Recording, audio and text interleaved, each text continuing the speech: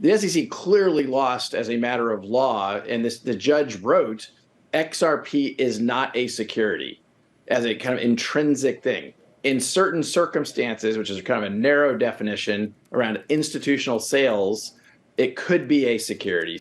In some ways, it's ironic. The mission statement of the United States Securities and Exchange Commission is to protect investors.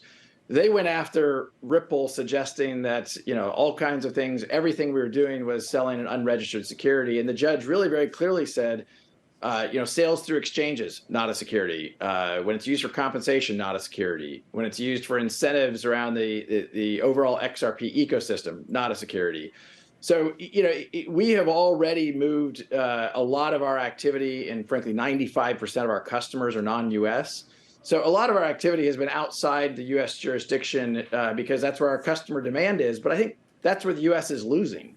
And I think what the SEC has been trying to do is to put power and politics over what is really just sound policy and providing clear rules of the road such that entrepreneurs and investors can participate in this amazing new market around crypto and blockchain technologies. Look, as a matter of law, the law of the land right now is that XRP is not a security. And until there is an opportunity for the SEC to file an appeal, which would take years, and frankly, we're very optimistic. If they were to file an appeal, we think that only further solidifies the decision this judge made. Because, look, as a matter of law, as a matter of the facts, and really as a matter of looking back in the history here, for the SEC, really, it's overreach to suggest, as the chair has said many times, that basically everything in the crypto space is a security.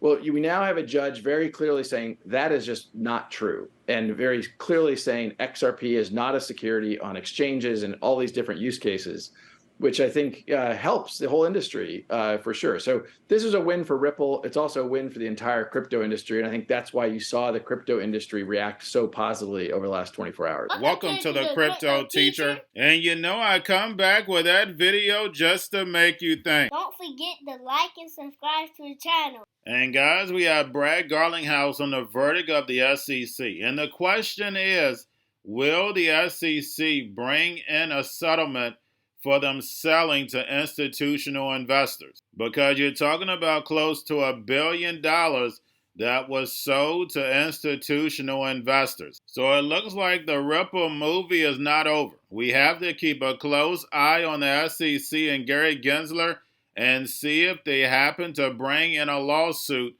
or just do a settlement. Now, guys, we had Larry Fink tell us a while ago how important ETFs are going to be in the future.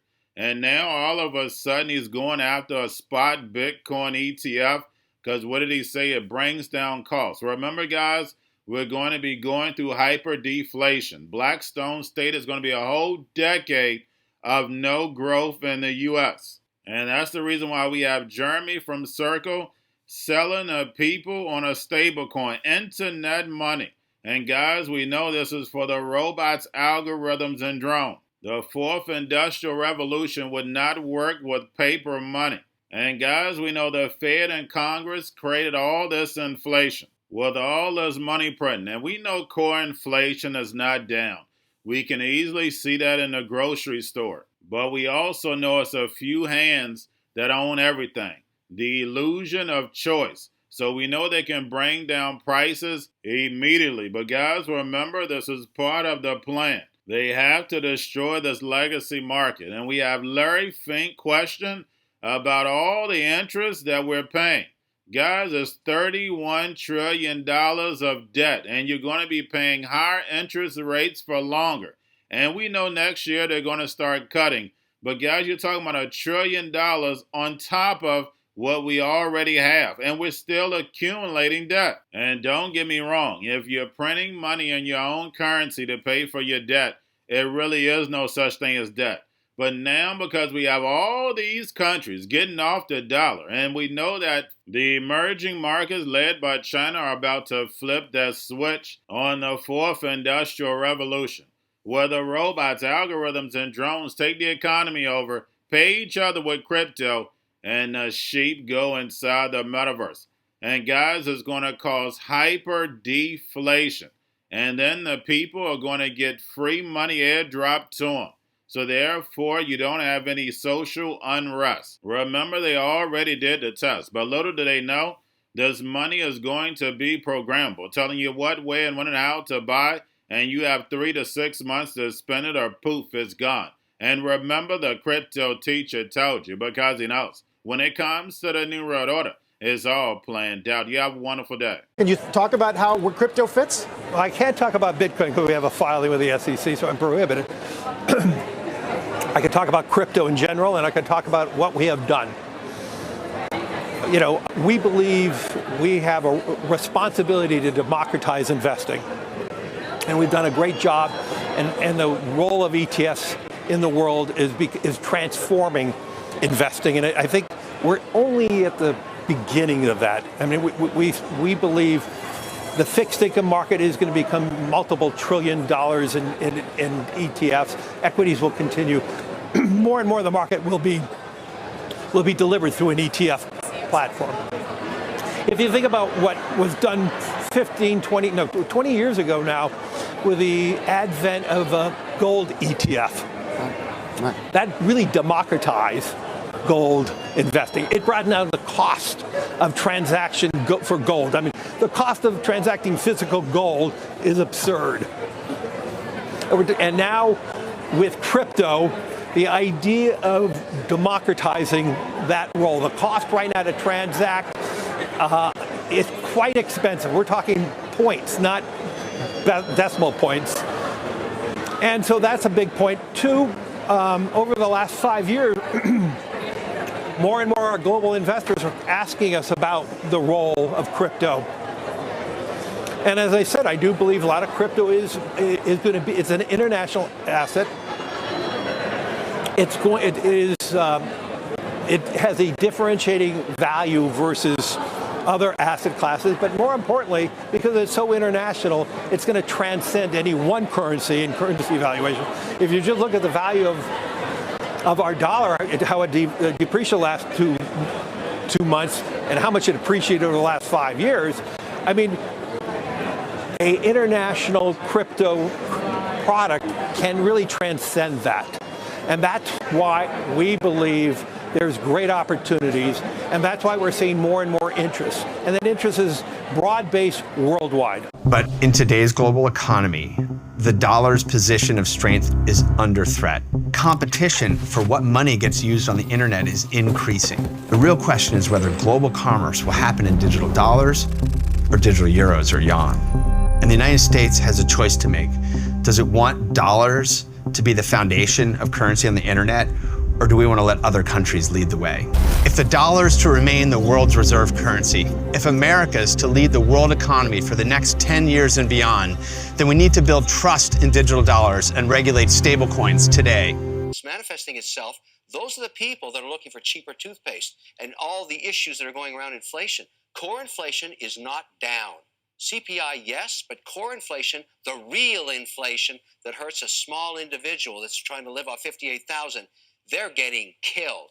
And this will show up in the polls. This will become political. But we've got to save small business right now. We have to do everything in our power to make sure they get access to capital. This is a problem that's only 6 to 8 weeks old. You talk to anybody running a small business between 5 and 500 employees, they cannot raise any money. That's bad economic policy.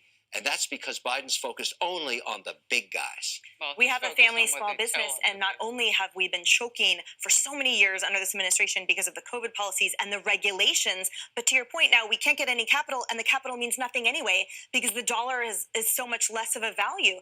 Carly, on Friends this morning, you were covering extensively the fact that shoppers, when they go to the grocery store, they are facing double-digit increases on those basics that Americans all need every day. Flour. Yeah. Bread, sugar, things that we cook and provide for our families with, and yet our whispering, gleefully chuckling president seems to ignore it. Generate more revenue because our interest payments are going to soon be the largest single component of the budget. So it's great to be positive on the country, but there are plenty of issues, including that one. David, I totally agree. You know, our deficits are out of control. And now with higher interest rates, yes, interest payments are going to be a major component of that. And that's going to put a lot more pressure on our programs, our defense budgets. All these programs are going to be really at risk. The only answer to that is growth. But every stock, every bond, every currency, every commodity, every piece of art, every private business, every piece of real estate will eventually be a token on a blockchain, an entry on a ledger, permanent and immutable. We will have truth instead of trust, and we will save over $7 trillion a year. 6 to 8% of global GDP is wasted by the friction of the trust industry that's necessary when you have dual entry accounting. With triple entry accounting, which is what a blockchain is, we get rid of all of that friction. It's a beautiful future. And also, I do believe the role of crypto is it's digitizing gold. Bitcoin is an international asset. Like what you see in China and their social credit scoring systems, right? If we get identity wrong, it could be a tool to enslave humanity. And if we get it right, it could be a tool to liberate humanity. And as an American, I'm obviously rooting for the one that's on the side of freedom. I actually believe this technology is going to be very important. Look at it. We have been part of a huge revolution in investing through ETFs. We believe that ETFs will be changing the whole way we invest. Many people still use it as a means, people are investing it for indexing. No, the majority of people who are putting money in in ETFs are active investors that are buying exposure. The entire bond market is being transformed as we talk right now. I believe the next generation for markets, the next generation for securities will be tokenization of securities. And if we could have that distributed ledger that we know every beneficial owner, every beneficial seller, we all have our code of who's buying, who's selling, instantaneous settlement. And think about it, it changes the whole ecosystem. Going to a different economy, and we're going to be learning more about that as we go. But clearly, we're learning that things can be done from remote locations. We're learning that technology can replace people even more than we thought. We're not going back to the same economy. We're recovering, but to a different economy, and it'll be one that is more leveraged to technology. And I worry that that is going to make it even more difficult than it was for many workers. In Silicon Valley, and my friends who work in technology know that what we did to the manufacturing workers, we are now going to do to the retail workers, the call center workers, the fast food workers, the truck drivers, and then even bookkeepers, accountants, insurance agents, lawyers, and on through the economy. So what happened to the manufacturing workers is a very clear sign. And so we'll import Chinese-based CBDC technology. So it's going to be CBDC in a box provided to you by the People's Bank of China. Cryptoteacher and the New World Order book, plus the 3 kids books. It's time to re-educate. Also, new to cryptos, Coinbase, Bitrue, Binance. Do not forget book links and crypto links are in the description. The stock channel, guys. Don't forget to go like, subscribe, spread everywhere. You have your Kobo, your chip stocks, your banking, your gaming. While everybody's sitting at home, get home stocks, the Seaver, the biotech stocks.